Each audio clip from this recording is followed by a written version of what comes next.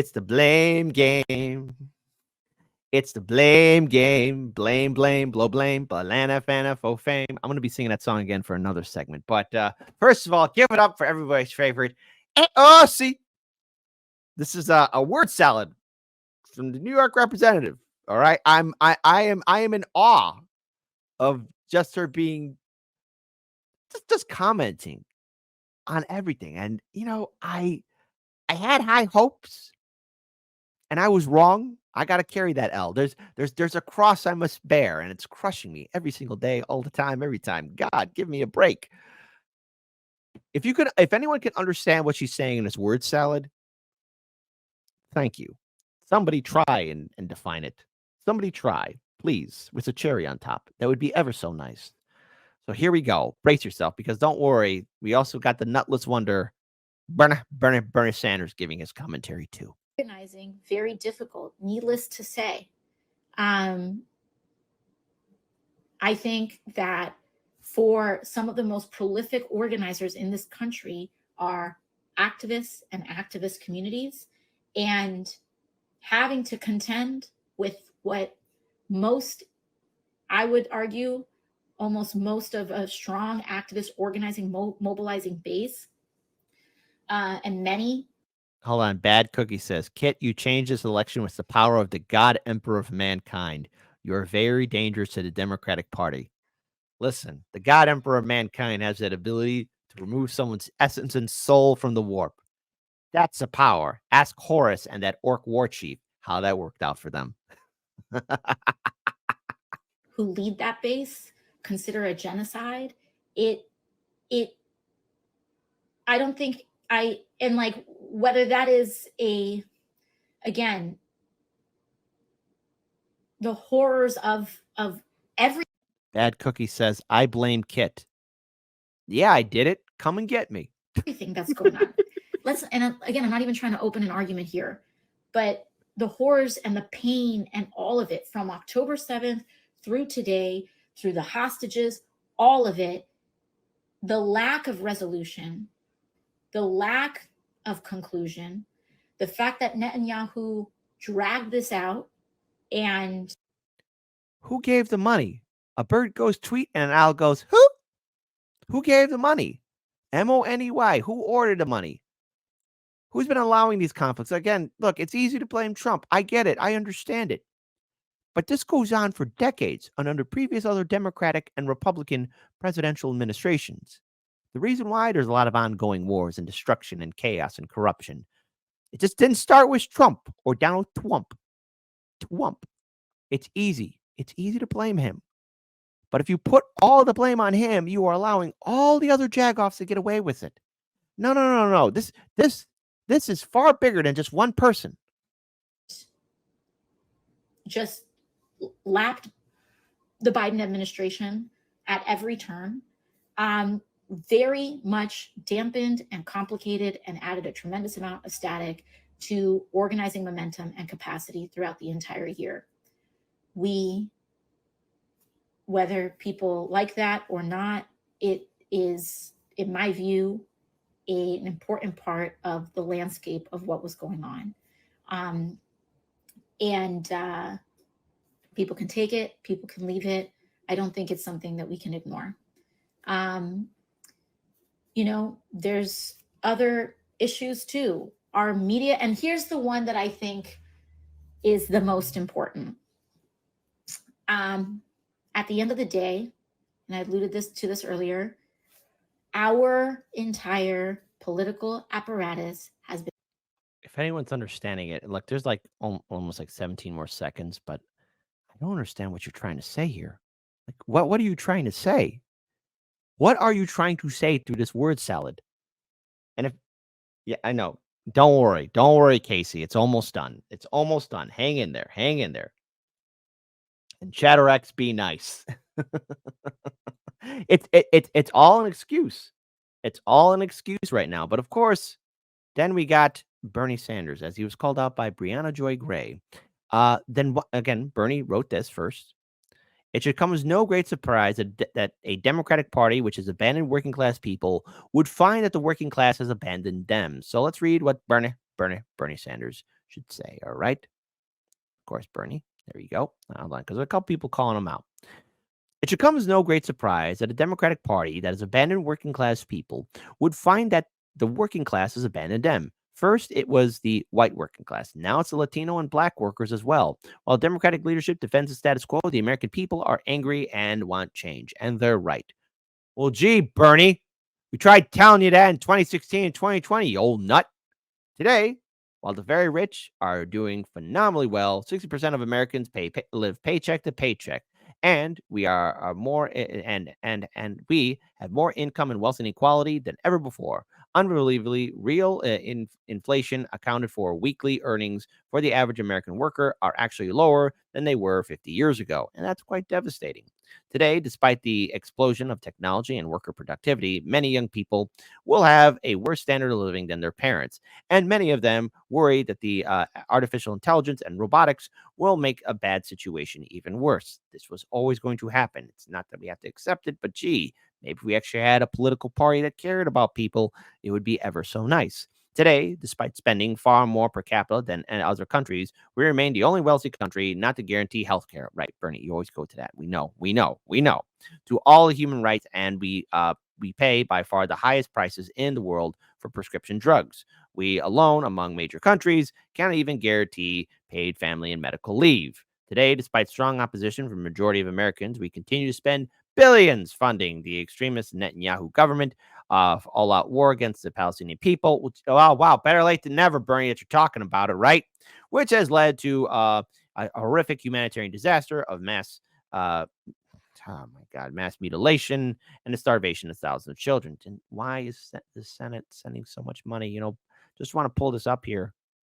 I'm going to save this for a little bit later.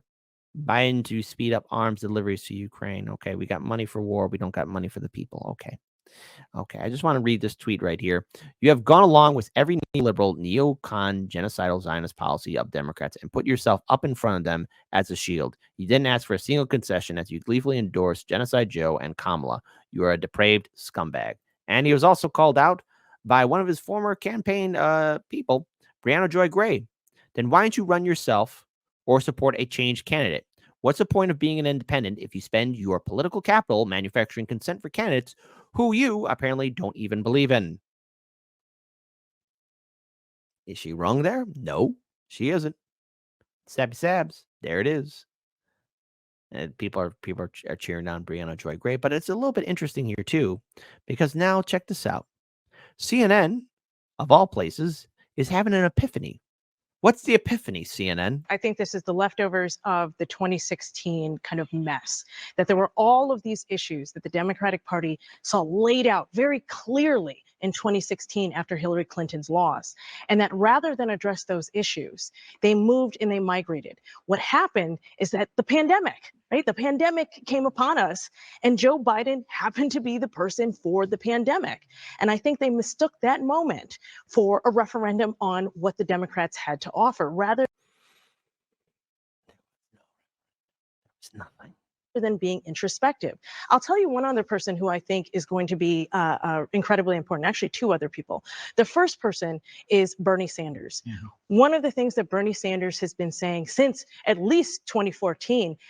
Yes, and how did you treat his supporters, corporate media? You called anyone supporting Bernie Sanders a straight white male. All the Bernie bros were white people, or white men, to be more precise. You guys, listen, I remember the smears and slanders. Don't think I forgot. I'm not, listen, I am going crazy, but I haven't fully crossed that Rubicon yet. I haven't had my insane moment yet, but I'm getting there. But I remember everybody saying that Bernie Sanders this, Bernie Sanders that. And of course, that nutless wonder allowed the Democratic Party to screw him up the wazoo. But now you're saying that, oh yeah, the things that he was saying was on point. If only he actually fought harder. And gee, if maybe we actually had real accountable media, what a sight that would be. Has been about how the Democratic Party, if it wants to keep these coalitions, needs to talk about bread and butter issues. It needs to talk about politics. A lot of people attacked him for that, saying, well, are you saying that cultural politics don't matter? That's not what he was saying. He was saying we need to focus on these things. The other person is Stacey Abrams. We have not heard a lot from Stacey Abrams in this election cycle, but her organization. I don't want to hear from Stacey Abrams. Why do I not hear from her? Ain't she a loser? Yeah. Organizations, particularly Fair Fight, the New Georgia Voter Project, and other organizations were instrumental in pulling together coalitions that ended up winning Joe Biden. No, Spider 77. That's one thing I recommend nobody should do. I'm surprised HBO Max even has CNN on a streaming platform. This is a sinking ship, okay? CNN had the audacity of trying to do its own streaming service because they got a little hyped up that the YouTube and other social media algorithm was promoting them more. $250 million spent in 2022 for a streaming service, CNN Plus, that went broken belly up in 1 month. Give me $200 million. I'll show you what I could do with it.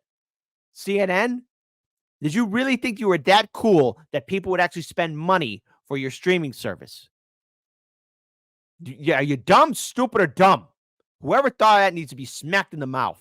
Georgia in 2020, but also Michigan, Pennsylvania, and Wisconsin. Not this time, though. Again, by the way, we got a super chat here from Christian Guido, tip $5. I'm not effing leaving. The show goes on. They're gonna need to send a National Guard because I ain't going anywhere. There you go, as you should. You're not going anywhere. No one's going anywhere. I just love the epiphany.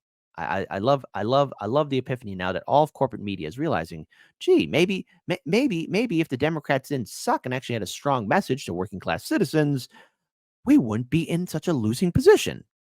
What a sight. Maybe actually have a robust primary. I don't know. Instead of just having a senile old man, Joe Biden. And listen, he was having brain problems, but everyone was saying that he was fit, that he was running circles around his team. I know what dementia and Alzheimer's looks like, okay? I know what it looks like when someone is losing their cognitive ability. It is not a pleasant sight to see, and the fact that the commander-in-chief has been doing this for 4 years at corporate media, you're shocked? You're shocked and chagrined that this is happening? The AOC wing of the party, do they double down?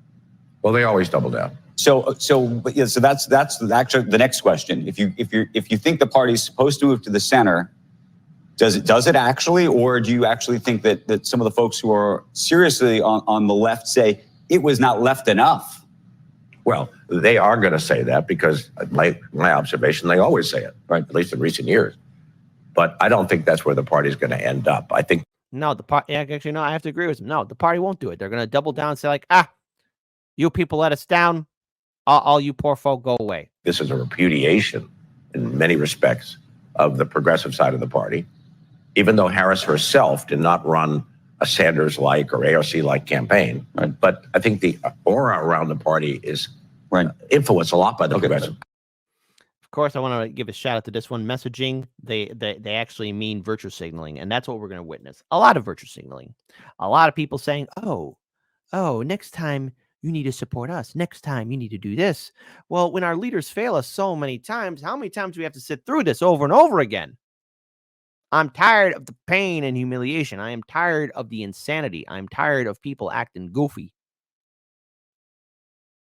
And yet Bernie Sanders and AOC now, hey, I guess they're free now to be critical of the system. I guess they're free now to join in the protests. I guess they're free now to actually speak out. Where were you to holding Biden's feet to the fire and pushing him to the left? Did that ever happen? Did it ever come into fruition? The answer is no. And that's why we're seeing these protests take place in Philadelphia and in Chicago. I haven't even decided yet if I'm going to be covering that. All right. And there's a good portion of me just saying, don't waste your time. I've seen this before. And now everyone's going to be prepped up for the midterms because it's about resisting Trump. But it's more than just resisting Trump. It's about resisting a two-party system that is inherently corrupt. Donald Trump just pop out of nowhere. The system helped create somebody like that. All right. And let's be clear. The election's over now. The election is over. Get over it. It's over now. There was a lack of enthusiasm for Kamala. No one was excited for her. I saw the writing on the wall. And while there were some instances where it looked like Kamala could have potentially won, yeah, there was that potential. It was there. But it wasn't strong enough. Donald Trump had a lot of momentum. Donald Trump had a lot of things working for him. And I was in the camp of, yeah, there's a very good, strong possibility that he could win. But again, it's 50-50. You want to know how you break the 50-50? Gee, Democrats maybe invest in new change. But no, you can't reform something that is corrupt like the Democratic Party. Cenk and Kyle looking directly at you. AOC and Bernie looking directly at you. And now corporate media are like, oh, do we go to the Bernie Sanders wing? Do we go this? Or why was there a lack of support? I know why. Be quiet. Kamala was speaking. If you fool me once, it's because I didn't think a guard was needed.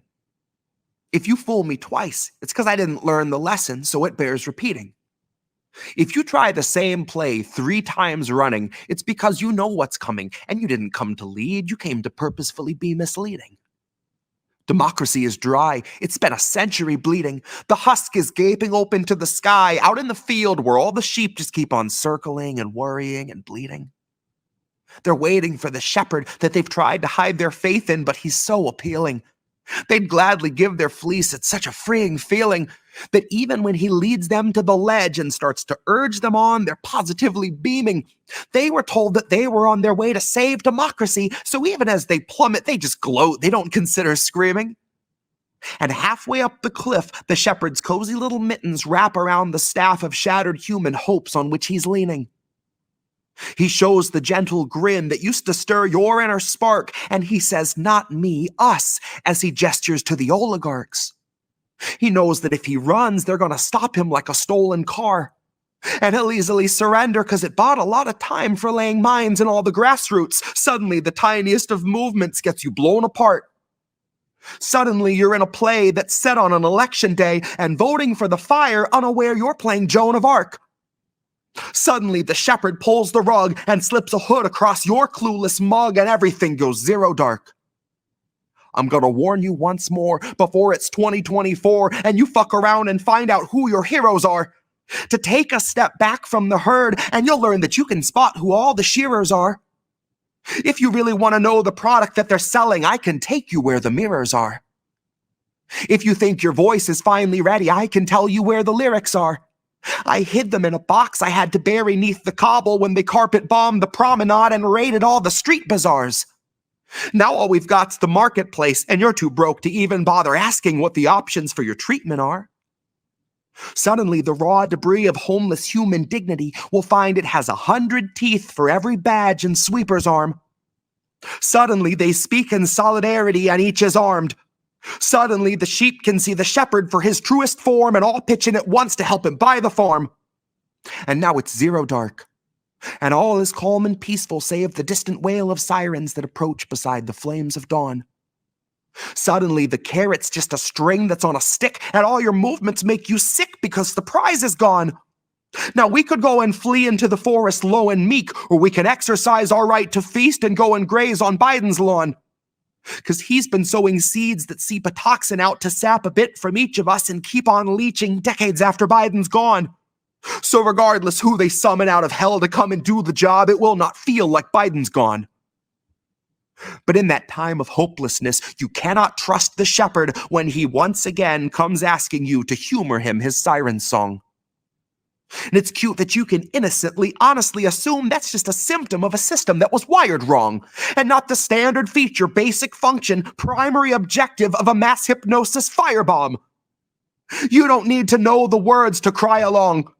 Someday it'll hit you like an officer who pistol whipped their ride along.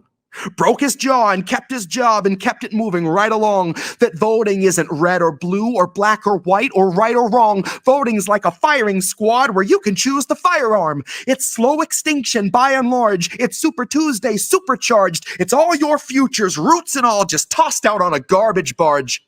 It's everybody dropping out to push the biggest oligarch. It's everybody voting fire, registered as Joan of Arc.